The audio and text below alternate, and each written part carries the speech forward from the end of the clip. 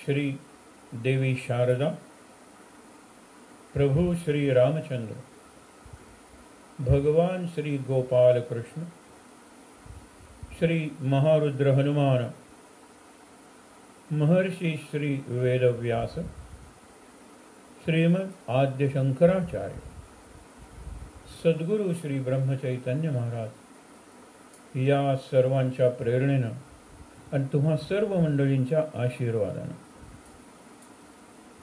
आज आपला या सहचिंतन मालिकेतला 20वा दिवस आहे. उद्या 21वा समारोपात्मक असेल. आज आपण महाराजांचे जे शिष्य होऊन घेतले त्यातले जे काही महत्त्वाचे शिष्य आहेत त्यांच्याबद्दल पाहणार आहोत. तसं बघितलं तर या शिष्यांच्या गोष्टी आपण महाराजांचं चरित्र पाहताना पाहिलेल्याच आहेत बऱ्याचशा, पण तरी काही नवीन आपण बघूया. आज तारीख आहे 1 मे, आंतरराष्ट्रीय कामगार दिवस. कामगार आणि त्याचा मालक यांच्यातले जे संबंध असतात ते पोषणाचेही असू शकतात आणि शोषणाचेही असू शकतात. पण जगभरचा अनुभव आहे. घराघरातला, आपल्या घरातला कामगार म्हणजे जर मोलकरीण किंवा वावराडी असेल तर शोषण करण्याकडेच वृत्ती असते सर्वांची. काही अपवाद असतीलच आणि असतातच. पोषण करणं सहज शक्य असून सुद्धा आपण करत नाही. उदाहरणं देत वेळ घालवायचा नाही आपल्याला, पण पोषण आणि शोषण याच्यात कामगारांच्या वाट्याला अजूनही शोषणच येतं. रक्त, घाम, कष्ट आणि अश्रू, ब्लड, स्वेट, टॉईल अँड टीयर्स ही जवळजवळ सगळ्यांच्या कामगारांच्या जीवनाची कहाणी आहे. खरं ते उत्पादन करतात. राष्ट्र उभं राहतं आपण म्हणतो त्याला इतर अनेक जबाबदार असतात, पण हे प्रत्यक्ष उभं करताना दिसतात. प्रत्यक्ष पूल उभं करताना दिसतात, खाणीतून निरनिराळी खनिजं काढताना दिसतात, निरनिराळ्या इमारती बांधताना दिसतात. आज निराळ्या प्रकारच्या कामगारांना आपण खरंच अभिवादन करायला पाहिजे, प्रणाम करायला पाहिजे, जे या सध्याच्या कोरोनाग्रस्त जगात मी म्हणतो आपली ढाल बनून आपलं संरक्षण करत आहेत. जसे सीमेवर जवान करत असतात रात्रंदिवस, तसे डॉक्टर्स, नर्सेस, पोलीससुद्धा रात्रंदिवस काम करत आहेत. त्यांना सहकार्य देणं आपलं कर्तव्य आहे आणि बहुसंख्य माणसं सहकार्य देत आहेत. पण तरीसुद्धा त्यामुळे ते जे कष्ट करत आहेत, रात्रंदिवस एक यज्ञ चालू आहे त्यांचा सेवेचा, तो काही कमी होत नाही आहे. म्हणून त्यांना प्रणाम करून आजच्या या कामगार दिनाच्या निमित्तानं आपण पुढे जाऊया.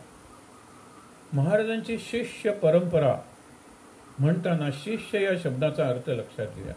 शिष्य या शब्दात मूळ शिस्त असली पाहिजे. इंग्लिशमध्ये सुद्धा डिसायपल म्हणजे शिष्य, तर त्याची डिसिप्लिन असली पाहिजे, शिस्त असली पाहिजे. ही शिस्त कशाची? मी सांगतो त्याप्रमाणे कर, ही शिस्त नाही. त्याला आपण मिलिटरीची शिस्त म्हणतो. तशी शिस्त नाही, स्वयंस्फूर्त शिस्त आहे. ज्याला आपण आत्मशिस्त म्हणतो, आत्मानुशासनम. पण शिस्त शिष्याच्या जीवनाला आवश्यक आहे आणि आपण सगळेजण एका अर्थाने महाराजांचे अंशात्मक का असू. महाराज जर सूर्य असतील तर आपण एक किरण तरी असू ना. आणि त्यामुळे काय की आपल्या जीवनात ती शिस्त आली पाहिजे. जीवनाचा केंद्रबिंदू उपासना बनवायचा असेल आणि ताणमुक्त, चिंतामुक्त, भयमुक्त, आनंदयुक्त, समाधानयुक्त, लक्षात ठेवा शांतीयुक्त जीवन घडवायचं असेल, घालवायचं असेल तर तशी जीवनशैली तयार करण्यासाठी अध्यात्माच्या माध्यमातून सुद्धा शिस्तीची गरज असते. ही शिस्त जो पाळतो आणि गुरु सर्वसाधारणपणे जे सांगतो ते हिताचंच असतं. म्हणून मातृदेवो भव, पितृदेवो भव, आचार्य देवो भव. आणि हे समकक्षच आहे. क्रम लावलाय काय की आधी आईच्या मी गर्भात असतो जन्मण्यापूर्वी, नंतर वडील आणि नंतर आचार्य, नंतर अतिथी. या सगळ्यांना जे नमस्कार करा देवभावनेनं, त्याचा अर्थ असतो आहे. तर गुरु, सद्गुरू जर महाराज आहेत तर महाराज एक चांगले शिष्य होते हे आपण बघितलं. किती सेवा केली त्यांच्या. तुकामाईने किती परीक्षा पाहिल्या. तुकामाई स्वतः चिन्मयानंदांचे त्यावेळेचे जे चिन्मयानंद चैतन्य संप्रदायातले, तर त्यांचे अत्यंत आदर्श शिष्य होते. त्यांच्याही अशाच परीक्षा घेतल्या. परीक्षा घेण्याची पद्धत असते. महाराज हे जास्त एकतर कौटुंबिक जीवन जगणारे, मुलं बाळं, तरुण तरुणी, महिला, प्रौढ माणसं, वृद्ध माणसं आणि अगदी लहान मुलं, या सगळ्यांच्या जीवनात महाराजांचा वावर असे. महाराज जायचे, महाराज स्पर्श करायचे जीवनाचा. म्हणून एक लक्षात घ्या की महाराजांचा शिष्यवर्ग जो आहे ना, तो महाराजांच्या या निरनिराळ्या गुणांमुळे प्रेरित झालेला आहे. महाराज सूर्य असतील, पण हे सूर्याच्या भोवती फिरणारे आपण ग्रह म्हणलं तर यांचंही महत्त्व काही कमी नाही. सूर्यावर वस्ती करणं शक्य नाही आहे, पण पृथ्वीवर करता येते ना. प्रत्येक ग्रहाचे म्हणून काही गुण आहेत, जरी ते सूर्याचाच भाग कित्येक वर्षापूर्वी असले तरी. तर महाराज स्वतः एक चांगले शिष्य होते, म्हणून ते सहजपणे चांगले शिष्य करू शकले. या शिष्य गुरुच्या बाबतीत एक प्रसंग आठवतो. विवेकानंद आणि रामकृष्ण गंगेच्या काठी उभे आहेत. तिथे जवळच गंगा मिळते, कलकत्ता गंगासागरला. तिथे कलकत्ता बंदर आहे आणि तिकडे जवळच पुढच्या दुसऱ्या तीरावर दक्षिणेश्वर हा रामकृष्णांचा आश्रम आहे. गंगा अशी तिथूनच वाहते. उभी असताना सहज म्हणाले, गुरुची काय आवश्यकता आहे? आपलं ज्ञानच जर गुरु व्यक्त करायला मदत करत असेल तर आपण स्वतः साधना करून, ग्रंथांचा उपयोग करून गुरुची काय आवश्यकता आहे? म्हणजे एका अर्थाने त्यांना सुचवायचं होतं गुरुची आवश्यकता नाही आहे. इतक्यात समोरून एक गलबत म्हणजे जहाज जात होतं आणि त्या जहाजाला मागे एक छोटीशी होडी बांधलेली होती. त्याने विचारलं की हे जहाज कलकत्ता बंदरात किती वेळात पोहोचेल? एक 15 मिनिटं, अर्धा तास लागेल. मग त्याच्या मागे बांधलेली जी होडी आहे ती किती वेळात पोहोचेल? म्हणजे काय त्याच वेळेला पोहोचणार नाही का? जहाजाला जाण्यासाठी कष्ट आहेत की नाही.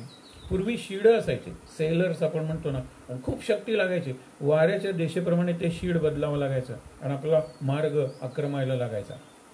नंतर जहाजं निरनिराळे आता काही न्यूक्लिअर शक्ती असलेली सुद्धा जहाजं आहेत, पण मागे जी होडी बांधलेली आहे तिला कोणतंही इंजिन नाही, कोणतीही शक्ती नाही. ज्या वेळेला जहाज पोचेल त्याच वेळेला जर ही होडी पोचणार असेल, जहाजाला गलबत असा एक शब्द आहे. म्हणून गुरु शिष्यांची जोडी जैसी गलबत होडी. गुरु हे जहाज आहे, मागे एक होडी बांधलेली आहे. कितीतरी होड्या बांधता येतील, जहाज पोचेल त्यावेळेला ते पोचणार. आगगाडीचं इंजिन पोचलं की मागचे सगळे डबे पोचतात ना, लक्षात घ्या. तसाच प्रकार आहे इथे. आणि म्हणून गुरूंच्या शिष्यांचं ज्या वेळेला आपण वर्णन करतो, शिष्यांच्या जीवनाकडे पाहतो, त्यावेळेला हे लक्षात आलं पाहिजे आपले महाराज म्हणजे एक मोठं शक्तिमान जहाज आहे आणि आपण त्याच्या मागे बांधलेल्या होड्या आहेत. आणि जहाजाला काहीतरी कष्ट करावे लागतात, काहीतरी शक्ती खर्च करावी लागते. होडीला काहीच करावं लागत नाही. ज्या वेळेला जहाज पोचतं म्हणजे गुरुला जो अनुभव येतो तो गुरु शिष्याला देतो. शिष्याला काहीच करावं लागत नाही का? असं होऊ नये म्हणून गुरु त्याला शिक्षा म्हणजे शिक्षण देतो, त्याला निरनिराळ्या पद्धतीच्या परीक्षा घेतो, हे सगळं करतं. महाराजांचे 4 शिष्योत्तम आहेत. आणि आपण अगदी सुरुवातीच्या प्रवचनात वाचलं होतं, पण त्यावेळेला लोकांना अर्थबोध झाला नसेल. आता आपण शेवटपर्यंत पोहोचलेलो आहोत. महाराजांची महासमाधी काल बघितलेली आहे. 4 शिष्योत्तम असं बाबांनी म्हणलेलं आहे. आणि महाराजांचं जे बृहत चरित्र मोठं बाबांनी लिहिलेलं आहे, त्याच्या सुरुवातीला बाबांच्या अक्षरात 4 शिष्योत्तमांना महाराज कसे वाटतात. पहिलं त्यांनी सांगितले ब्रह्मानंद महाराज. साधा आहे पण केवढा अर्थ आहे त्याच्यात. पंढरपूरचा पांडुरंग दगड नाही आणि श्री महाराज माणूस नाहीत. म्हणजे त्यांना सांगायचे जर पंढरपूरचा पांडुरंग दगड असेल तर महाराज माणूस आहे. पण पंढरपूरचा पांडुरंग म्हणजे आपण म्हणतो ना साक्षात परब्रह्माची खूण आहे. गुरु साक्षात परब्रह्म, महाराज सुद्धा आपले परब्रह्म आहेत. म्हणून पंढरपूरचा पांडुरंग दगड नाही आणि श्री महाराज माणूस नाहीत. ते प्रत्यक्ष राम आहेत. राम म्हणजे श्री महाराज म्हणजे दया सिंधू, करुणासागर, करुणानिधान असे महाराज आहेत. प्रत्यक्ष राम ही ब्रह्मानंद महाराजांची धारणा आहे, श्रद्धा आहे. आनंद सागर काय म्हणतात बघा. श्री महाराज म्हणजे जीवाना वासनेच्या घाणीतून बाहेर काढून नामाचे स्नान घालणारा प्रत्यक्ष मारुतीचा अवतार. हे मारुती म्हणतात.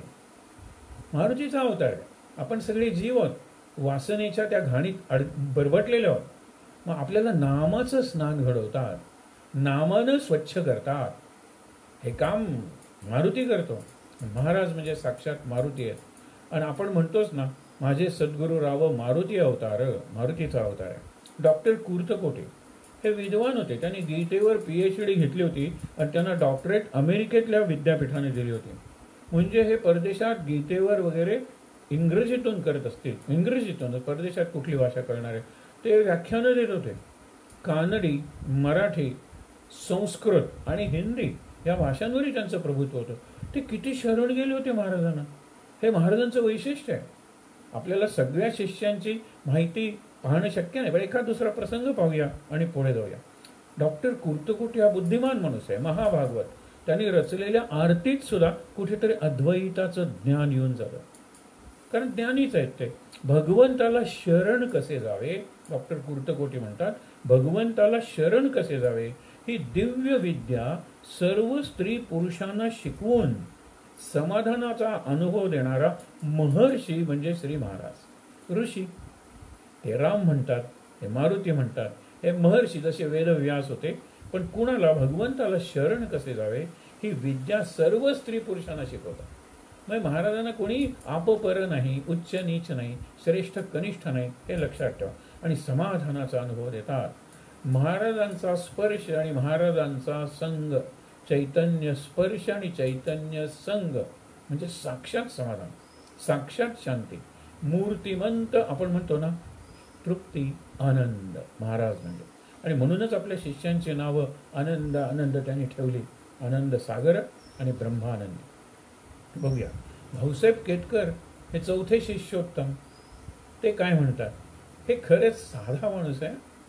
आहेत इंजिनियर, म्हणजे ते सिव्हिल इंजिनियर म्हणजे हे करत होते, ओव्हरसियर, इंजिनियर डिग्री घेतली नसेल पण ते काम करत होते, ओव्हरसियर ज्याला म्हणतात ते.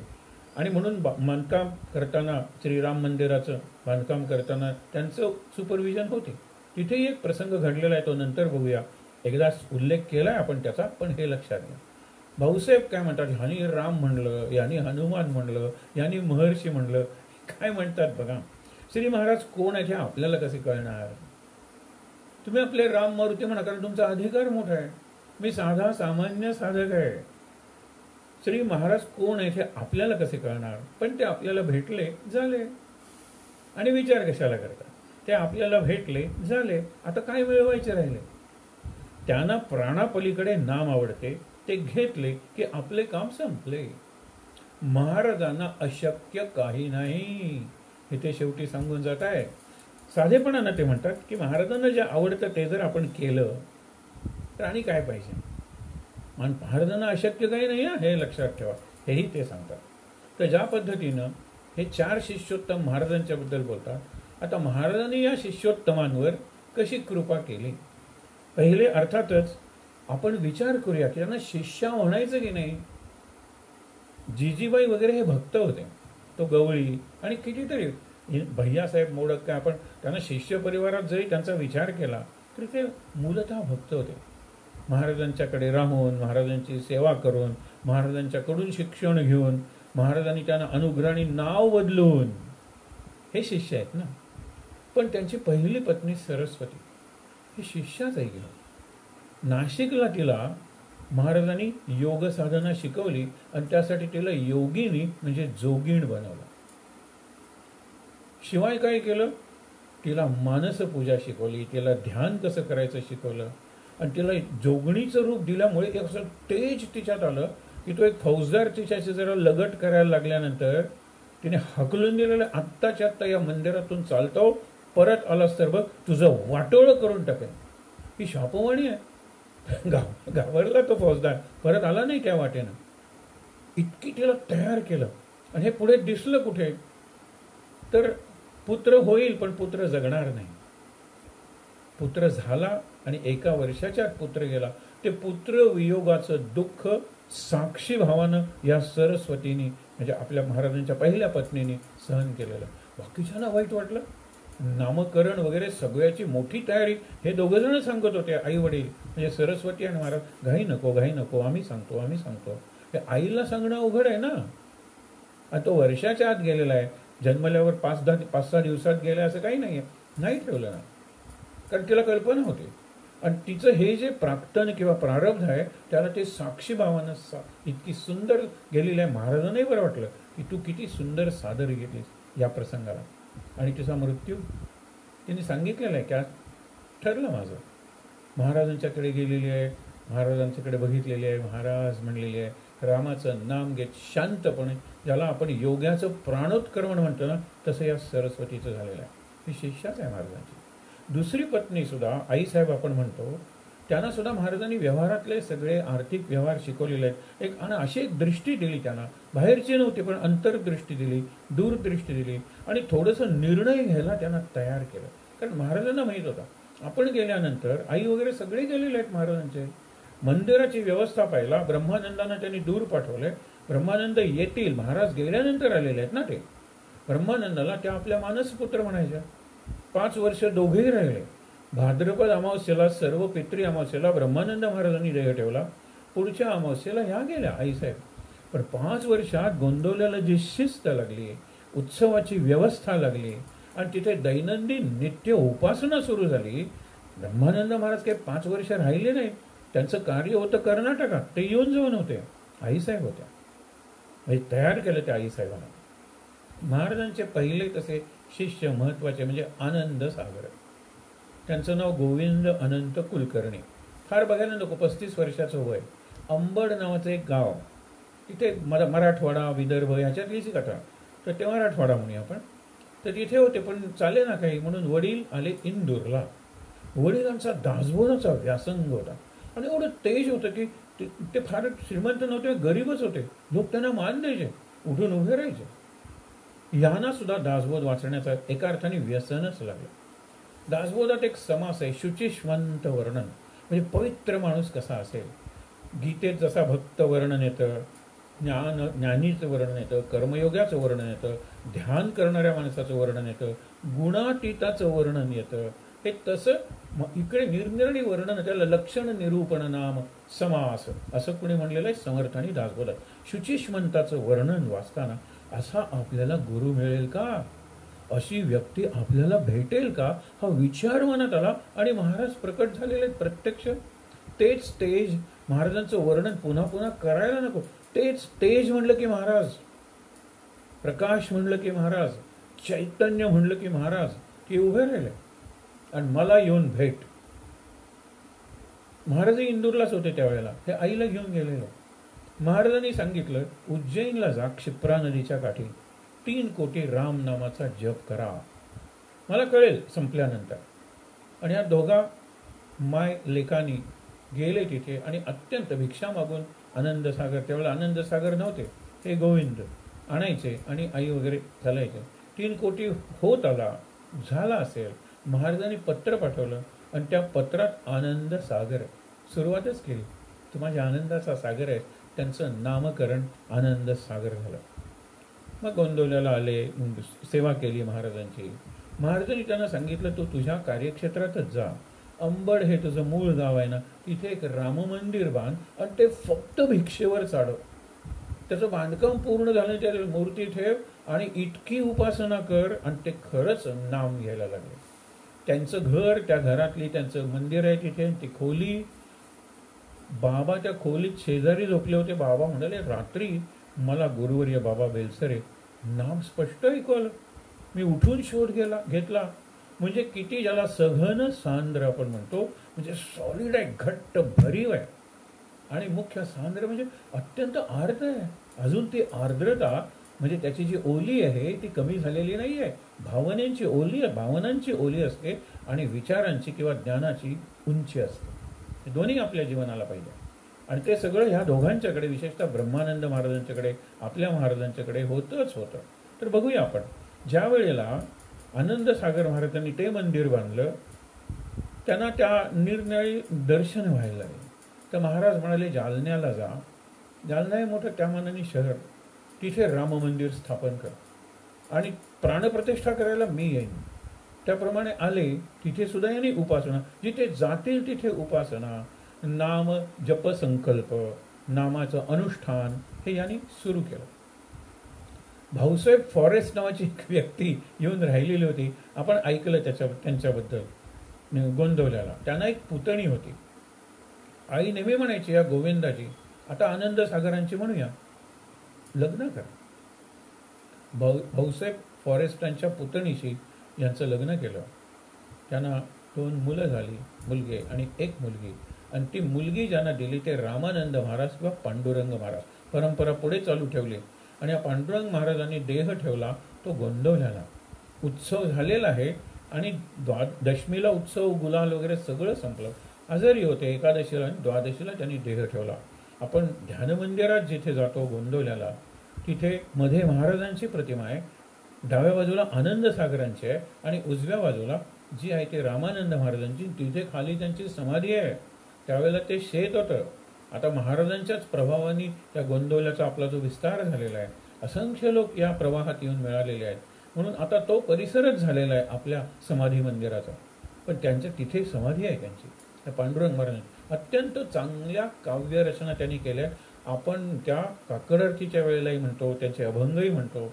पुढे जास्त आपण पाहणार नाही होत म्हणून मी आत्ता सांगितले. तर आनंद सागरांचे जावई होते ते.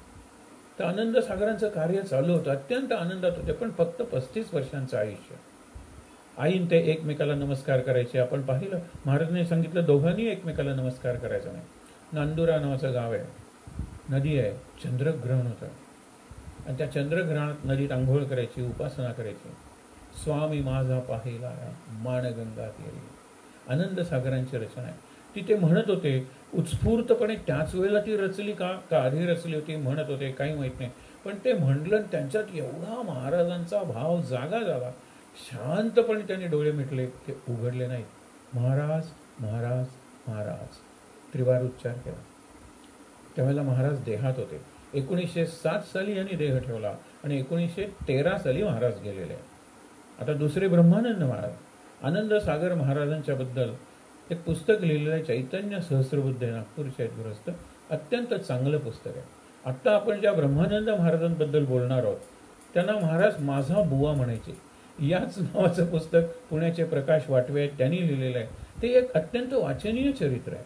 सांगतो काय की या भक्तांच्या बद्दल आता व्यक्तिगत चरित्र प्रकाशित व्हायला लागलेले आहे आणि ती अत्यंत वाचनीय आहेत, मार्गदर्शक आहेत. म्हणून मिळतात. आणि आता क्लिक केलं ना इंटरनेटवर, इंटरनेटला संगणकीय महाजाल असा शब्द आहे. इंटरनेट जास्त मराठी वाटतो आपल्याला, पण ठीक आहे. क्लिक केलं की आपल्याला सगळी माहिती मिळते. मग आता तशी माहिती देण्याची, ज्याला क्रॉनिकल ऑफ इव्हेंट्स म्हणतात, यावर्षी हे घडलं त्यावर्षी ते घडलं, तशी आवश्यकता नाही आहे. ब्रह्मानंद महाराजांचं अनंत गाडगोळी आडनाव, कर्नाटकातले जालिहाळला त्यांचा जन्म. तसे फार श्रीमंत नव्हते, पण त्यांच्या घरात वेदाची परंपरा होती. शिवाय वेद शास्त्र शिकण्यासाठी दुसरीकडे गेले. अभ्यासात तेवढं त्यांचं मन रमत नव्हतं. आता सगळे प्रसंग बघायला नको, आपण महत्त्वाचे प्रसंग बघूया.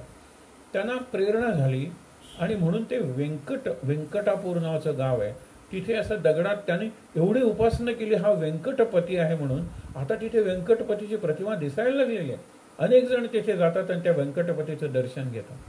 त्या व्यंकटपतींनी त्यांना आतून प्रेरणा दिली की तू शिकलास संस्कृतमधून बोलतोस, काशीच्या पंडितांकडे संस्कृतमधून वाद घालतोस, हे सगळं आहे तुझ्याकडे.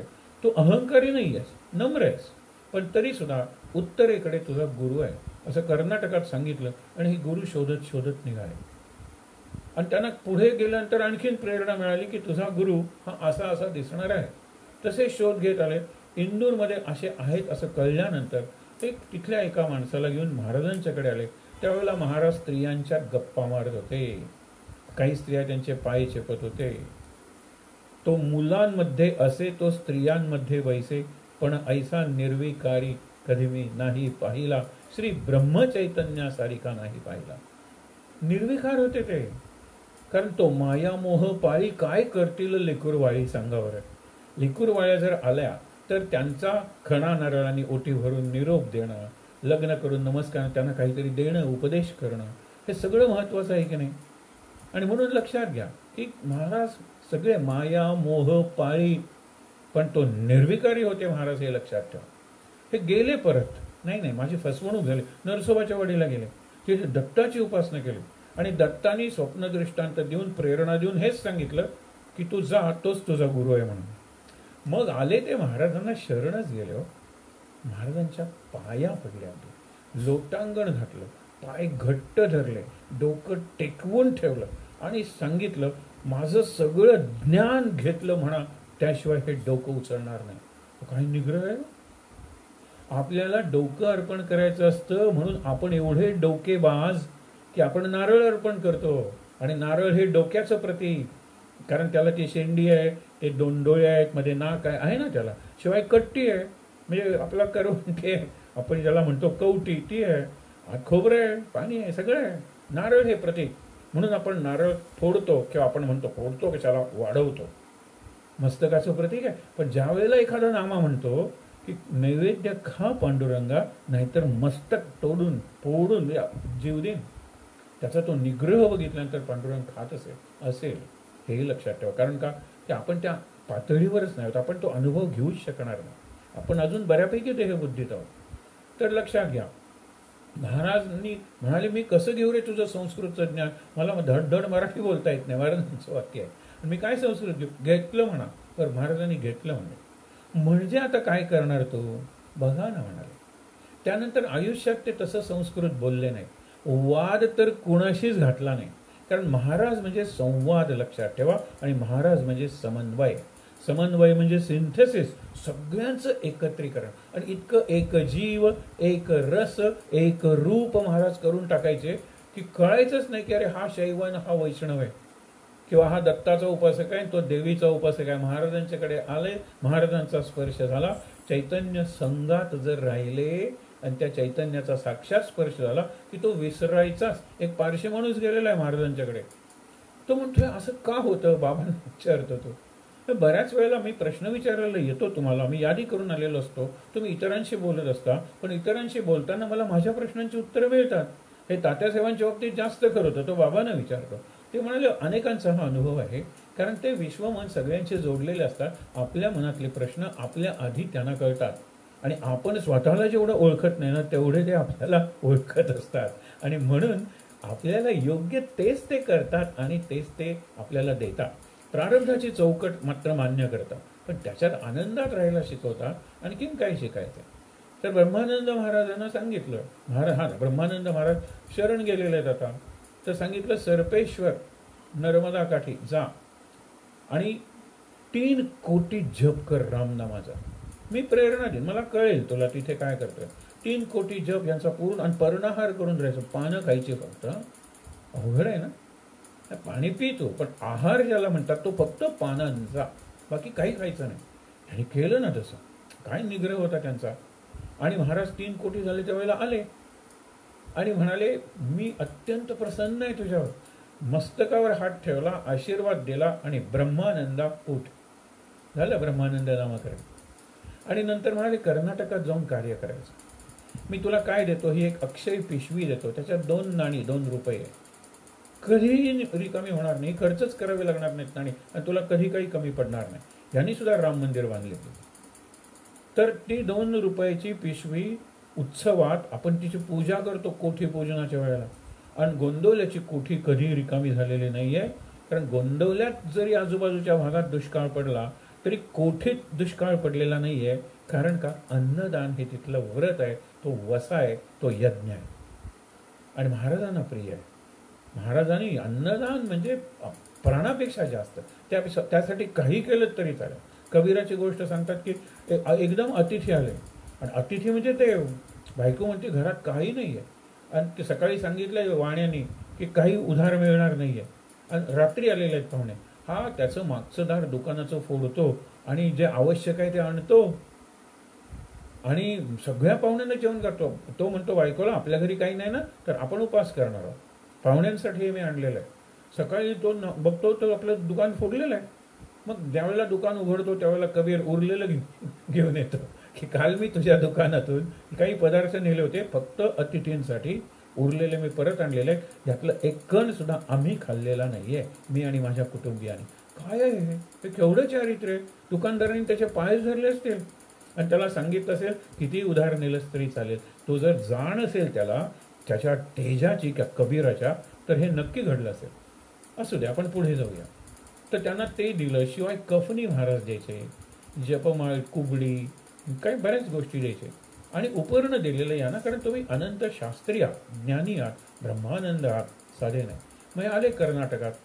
कर्नाटकात आल्यानंतर व्यंकटापूर तिथे उपासना सुरू केली आणि ज्याला बेलधडी म्हणतात तिथे त्यांनी राम मंदिर बांधलं आणि नामाचा जो सपाटा त्यांनी लावला स्वतःच्याकडून आणि इतरांच्याकडून.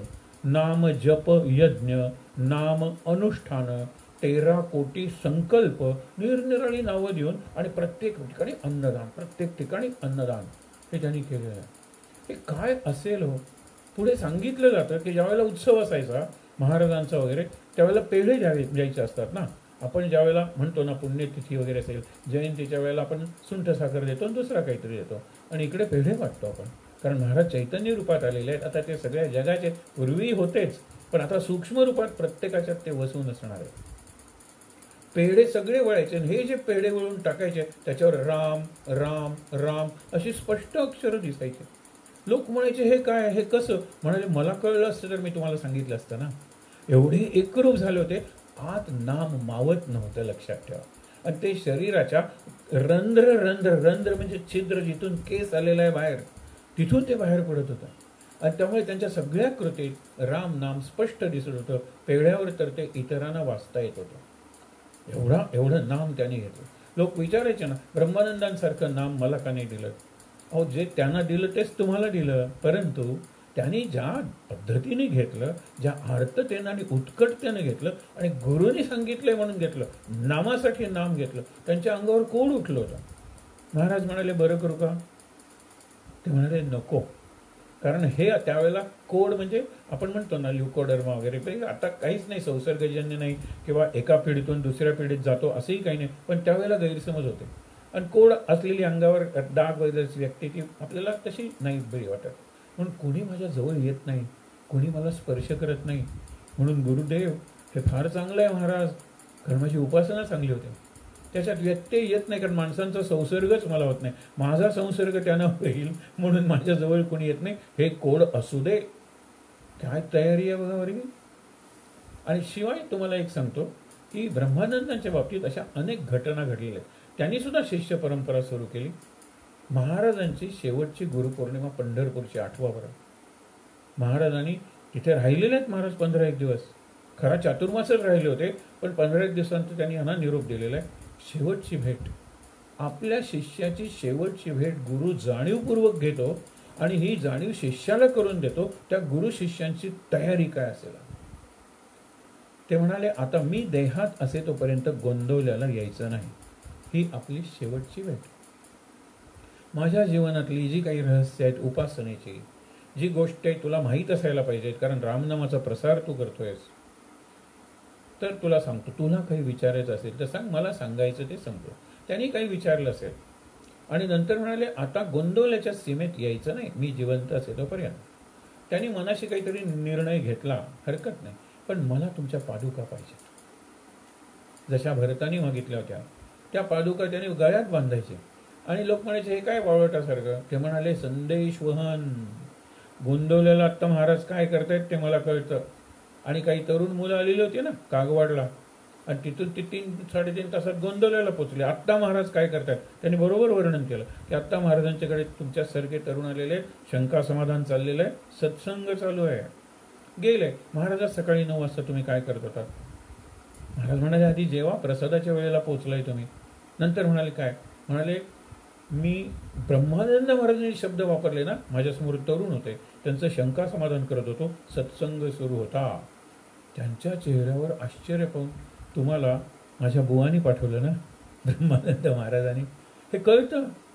ज्यावेळेला महाराज गेले त्यावेळेला ते अर्थातच नव्हते ना, ते कागवाडला राहिले. म्हणजे गोंदवल्याच्या बाहेर महाराष्ट्रात राहू शकले असते ना, ते म्हसवडला राहू शकले असते, ते पंढरपूरला राहू शकले असते. पण महाराष्ट्राच्या बाहेर आणि कर्नाटक आणि महाराष्ट्राची जी सीमा, कागवाड नावाचं गाव आहे आणि तिथे नवबाग नावाची जागा आहे, नदीच्या काठी, कृष्णा नदी. तर तिथे हे राहिले. आणि ज्यावेळेला महाराज गेले त्यावेळेला 3 दिवस हे दिसले नाही.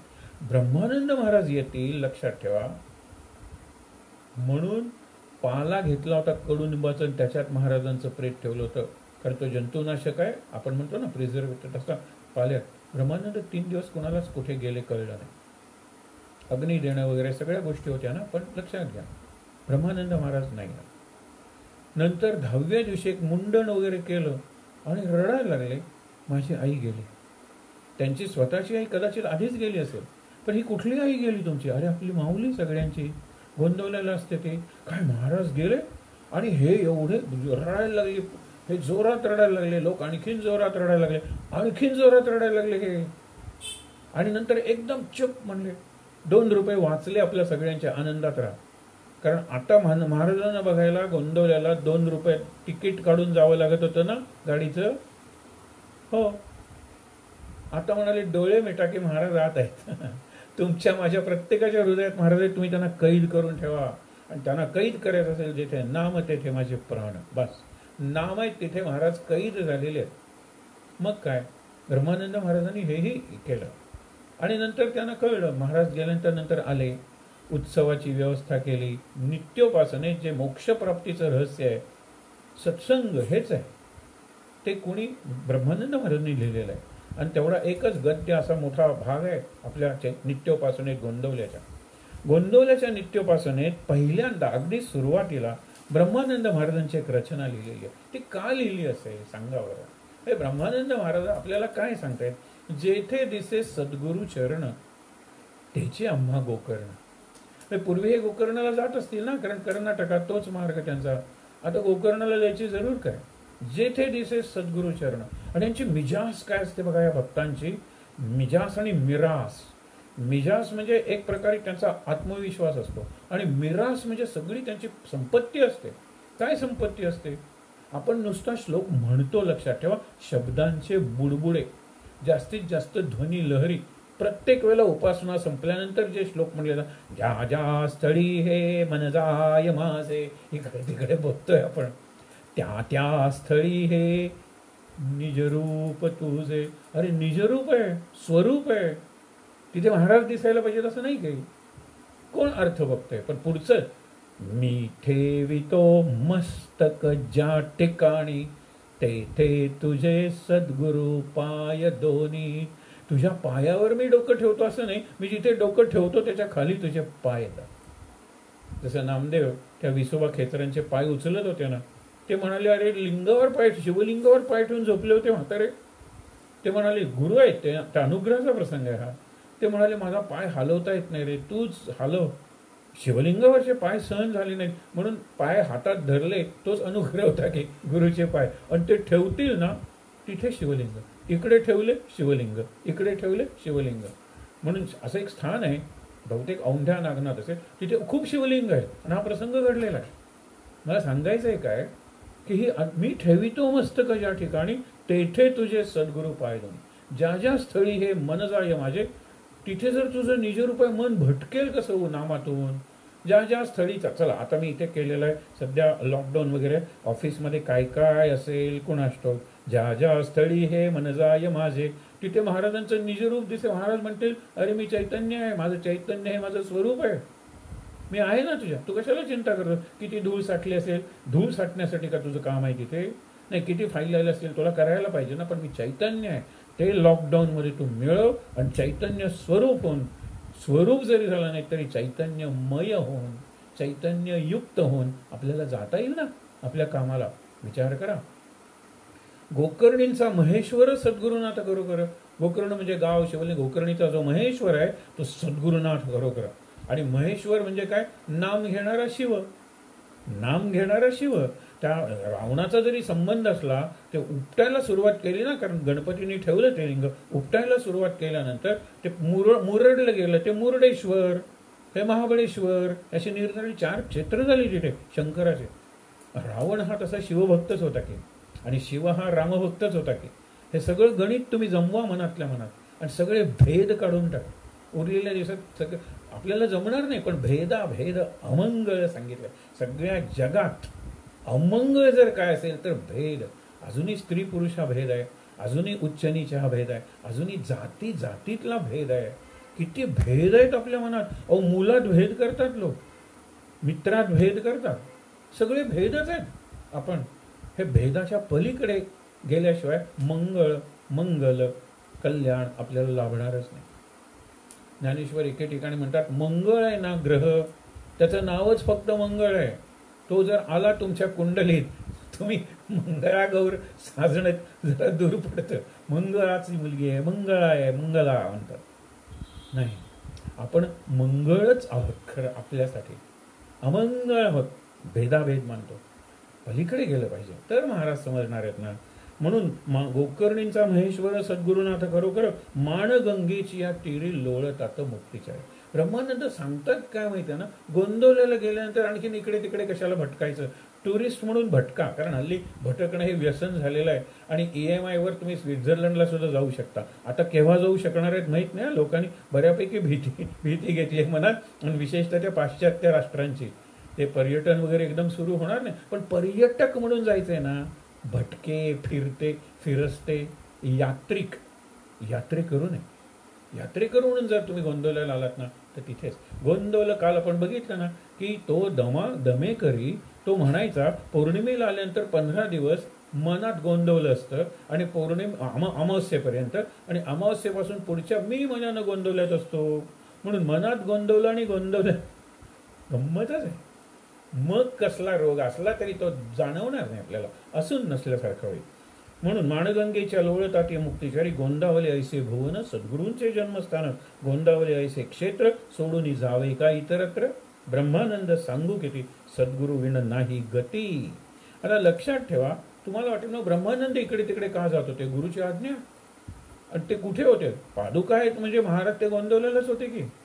गोंदवल्याची नित्योपासना, उत्सव, ही सगळी व्यवस्था आईसाहेबांच्या मदतीनं ब्रह्मानंद महाराजांनी केलेलं आहे. महाराज गोंदवले संस्थान, रामदेव संस्थान वगैरे व्यवस्था करून गेले होते. 4 ट्रस्टी नेमले होते आणि एक पहिले ब्रह्मानंद. एकदा कुठेतरी मी असं ऐकलंय की कुठली तरी लिगल म्हणजे कायदेशीर प्रश्न आला होता. ते ट्रस्टी जे असतात ना, ते विषम संख्या, म्हणजे मतदान झालं तर 4-3 म्हणजे 7 पाहिजेत, 9 पाहिजेत, 5 पाहिजेत. तर ते म्हणाले पहिला पंच रामराय आहे आमचा, रामदेव, रामराय, श्री रामचंद्र. असं कधी तो असू शकेल का ट्रस्टी म्हणून, सांगा बरं. नाही आहे. पण ते म्हणाले की आहे, वाद निर्माण झाला, मतदानाची जर वेळ आली ना, तर हा प्रश्न येणार आहे ना, आम्ही महाराजांच्या प्रेरणेने एक मताने कारभार करू. आणि तसं चाललंय, म्हणून चाललंय, हे लक्षात घ्या. म्हणून लक्षात घेतला तर ब्रह्मानंद महाराज मग ते म्हणाले की आता ठीक आहे. म्हणून त्यांनी भाद्रपद अमावस्या निवडली, सर्व पित्री अमावस्या. आणि त्या सर्व पित्री अमावस्येला त्यांनी तिथे आपला देह दिला, म्हणजे आपण म्हणतो देह ठेवला. आणि जाताना सांगितलं होतं की कुठले विधी करू नका, आणि म्हणून मला तुम्ही जल, आपण म्हणतो ना तशी समाधी द्या. म्हणून मग 4 असे माठ आणले.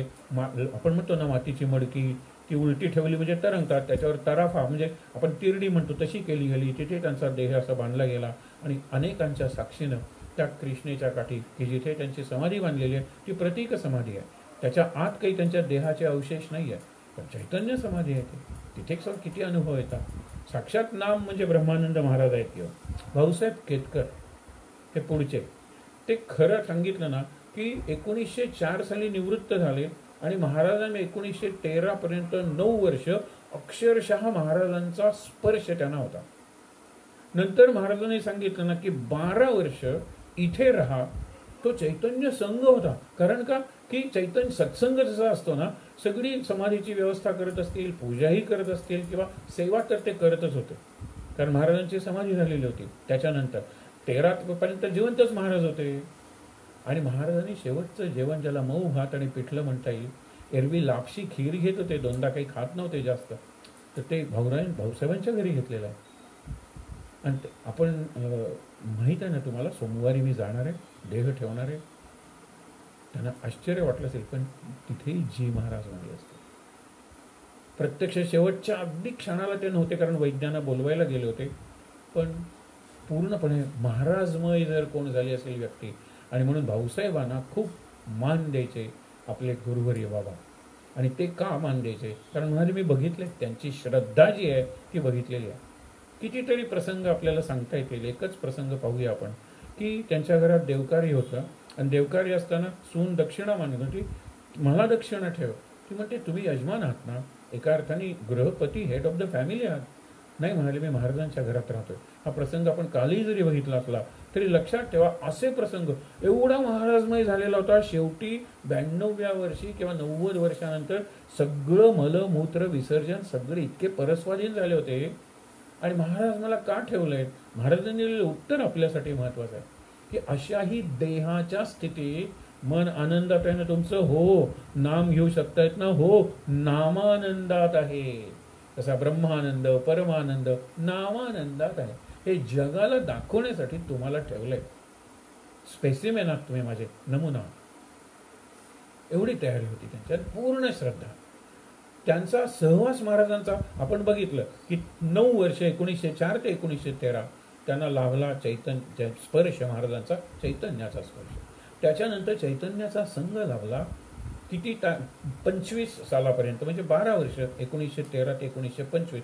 नंतर महाराज त्यांच्या मुलाच्या तोंडूनच बोलायला लागले की हो, म्हणजे जीवनाच्या शेवटच्या क्षणापर्यंत हा दिव्य संघ होता वाणीचा. हा चमत्कारच होता तो.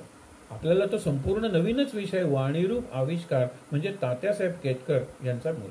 तात्यासाहेबांचं शिक्षण फार झालं नव्हतं, नोकरी सुद्धा तशी बघितलं तर खूप साधीच होती तात्यासाहेबांची. परंतु महाराजांनी त्यांना निवडलं होतं, चोजन बाय.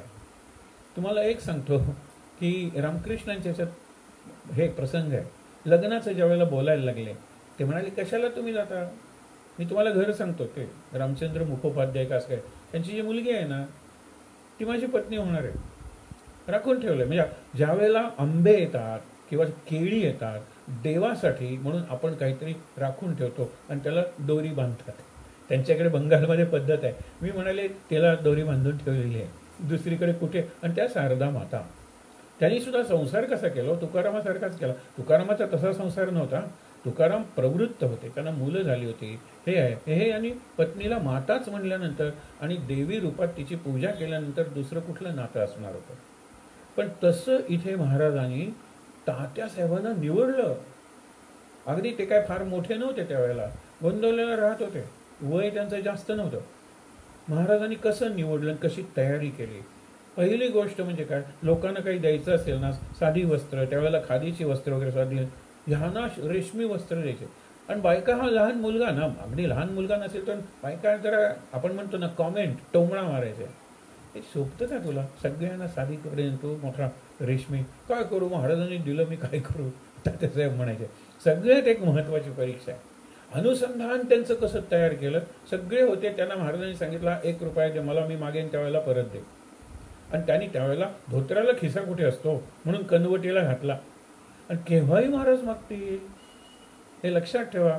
त्यांचं बिराड छोट्या रामाच्या मंदिरात होतं म्हणून ते सतत असे हात धरून, आपण अर्धा विठोबा म्हणतो ना तसे ते अर्ध विठोबा झाले होते. स्नान करताना सुद्धा कुठेतरी कुणात द्यायचा, आल्यानंतर परत कनवटीला बांधायचं आपण म्हणतो ना तसं बांधून राहायचे सतत. 1-2 महिने झालं. हे असं काय तात्या वगैरे बाकीच्यानी व्यवहारी विचार केला, रुपये दिलेला आहे ना, रुपया परत द्यायचा, तोच कुठे, हा रुपया मी तुला देतोय मला परत दे, मी मागेन त्यावेळेला. हे लिगल थिंकिंग आहे. हाच मला परत दे महाराज कुठे म्हणाले. ते म्हणाले नाही नाही, म्हणाले नाहीत तरी काय, आपल्याला कळलं पाहिजे ना. ते 1-2 महिन्यांनी महाराज मागतात, तात्या तो रुपये दिला आणि तुला दे बरं. ते काढून देतात, हा हा सुटला हो. महाराज म्हणतात आता या 2 महिन्यात तुला जास्त स्मरण कशाच होतं, या रुपयाचं होतं. रुपयाने आपण काय काय खर्च करून मिळवू शकतो हा विचार तरी मनात आला का नाही. उलट जबाबदारी होती तुमची, ठेव होती ती माझ्याकडे, ठेवली होती तुम्ही माझ्याकडे, ती ठेवणीतली ठेव होती ती मी आता तुम्हाला दिली. आता महाराज म्हणाले ह्याला अनुसंधान म्हणतात. दिवस रात्र, रात्री सुद्धा ते रुपया इकडे तिकडे जाऊ नये म्हणून हे अनुसंधान तयारी करून घेतली होती. आणि सगळ्यात कमाल म्हणजे त्यांचं लग्न. लग्नाचा मुहूर्त सकाळी वगैरे असा ठरवला होता, काही ठिकाणी उल्लेख आहे संध्याकाळी ठरवलं होता. महाराज म्हणाले मी जरा जाऊन येतो. महाराज जायचे खोलीत आणि यायचेच नाहीत. बरेच दिवस, कधी कधी 30 तास आलेले नव्हते. ही तयारी बघा, आनंद सागरांची तयारी, भजन करत होते. म्हणाले तू भजन चालू ठेव, मी जाऊन येतो. 30 तास म्हणजे 1 दिवस 6 तास.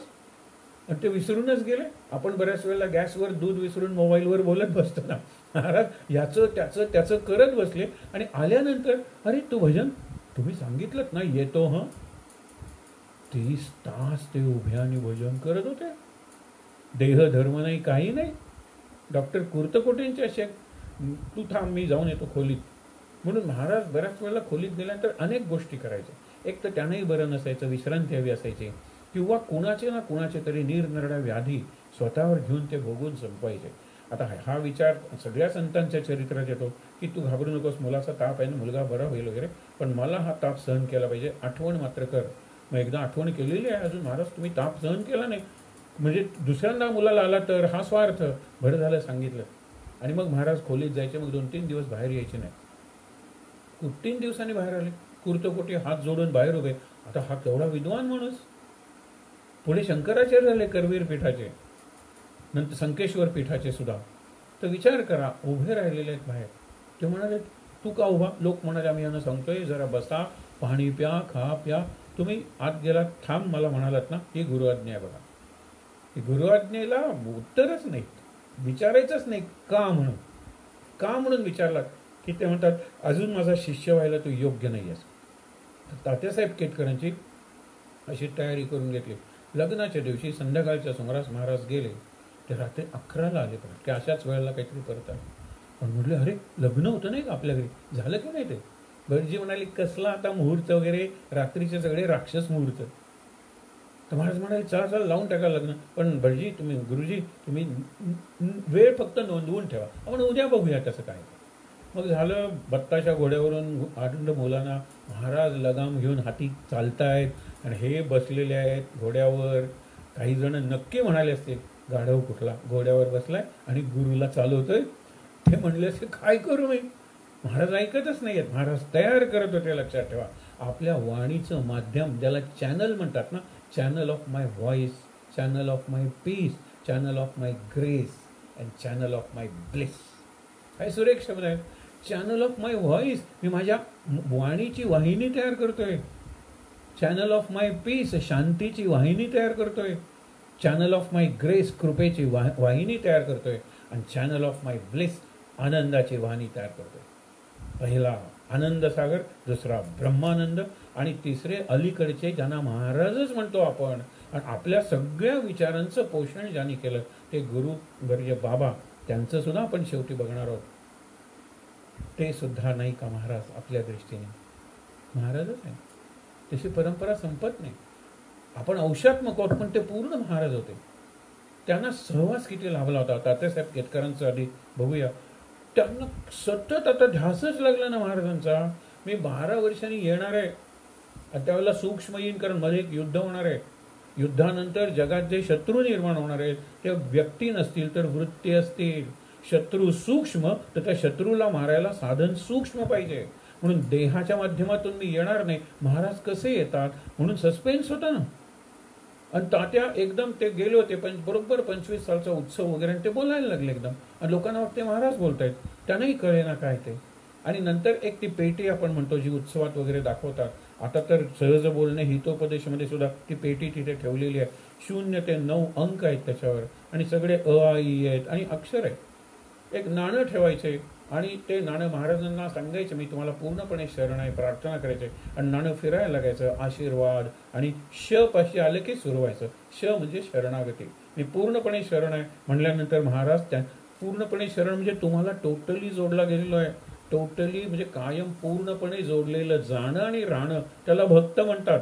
तुटलं की विभक्त, लक्षात घ्या. म्हणून तसे होते तात्या.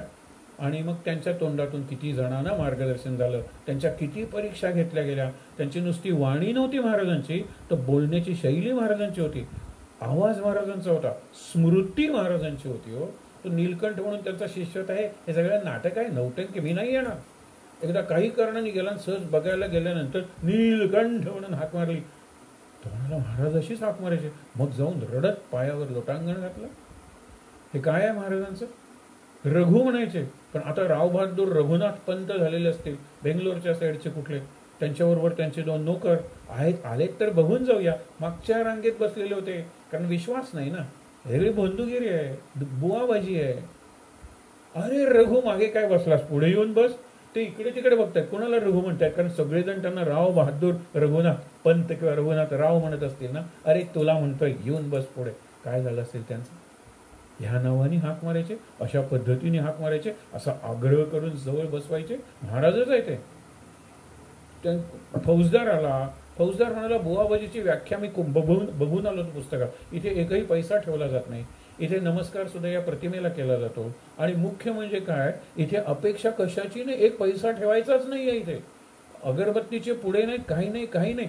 येताना जर तुम्ही ताणात असाल मनाच्या कुठल्या तरी, जाताना मोकळे होऊन जाल. ही कसली आली बुवाबाजी, हे छाछूगिरी आहे काय, चेटूक आहे काय? हा प्रत्यक्ष अनुभव आहे. आणि हे सगळ्यांना तसा अनुभव आला.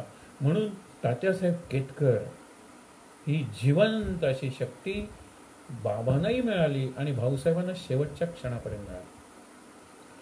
67 म्हणजे 42 वर्ष, म्हणजे महाराजांचं आयुष्य 68 वर्ष देहातलं आणि 42 वर्ष वाणीतलं, असं 110 वर्षांचं सांगितलं जातं. बाबांना 24व्या वर्षापासून त्यांचा सहवास आहे. किती दीर्घ सहवास. बाबांनी त्यांना किती प्रश्न विचारलेले आहेत. हे तात्यासाहेब केतकरांचं आत्मवृत्त वाचूया आपण. आणि वाचल्यानंतर लक्षात येईल ते मिस्किल विनोद काय माहित आहेत ना, आम्ही एसटीला खूप फसवलं म्हणाले. आम्हाला बोलवलं कोणी प्रतिष्ठापनेला तर आम्ही जायचो ना, गाडी कुठे होती प्रत्येकाला, एसटीनं जायचो. आम्ही असायचो 3 जण, तिकीट 2च काढायचो. 3 जण कोण, मी, केशवराव आणि महाराज. आहे सगळीकडे.